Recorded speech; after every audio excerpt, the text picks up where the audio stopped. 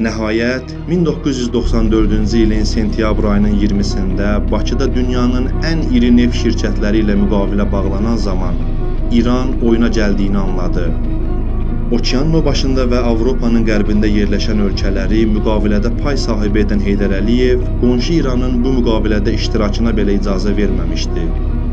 Ardınca bir çox İranlı məhsullar həbs və deportasiya olunaraq ölkədən çıxarıldı. شما به عنوان برادر دینی و مسلمان ما هستید.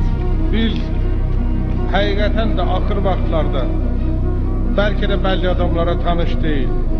Axır vaxtlarda bizə köməkliyiniz, xüsusən sizin rəhbərliyinizlə çadırlarda yaşayan bizim o qaçqınları ki, qaçıblar və onlara köməkliyiniz, əl ki uzatmışsınız.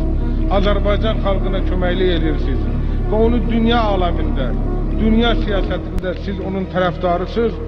Allah sizin tərəfdarınız olsun və biz də həmişə sizə duacıyıq. Həmçinin İranın ASTV-də yayımlanan proqramlarına da qadağa qoyuldu. Bəs nə baş verirdi? Heydər Əliyevin İranı heyrətə gətirən bu addımlarının səbəbi nə idi? Niyə Heydər Əliyev birdən-birə qərbə meyllənmişdi? Bu sualın cavabını 80-ci illərin sonunda axtarmalıyıq.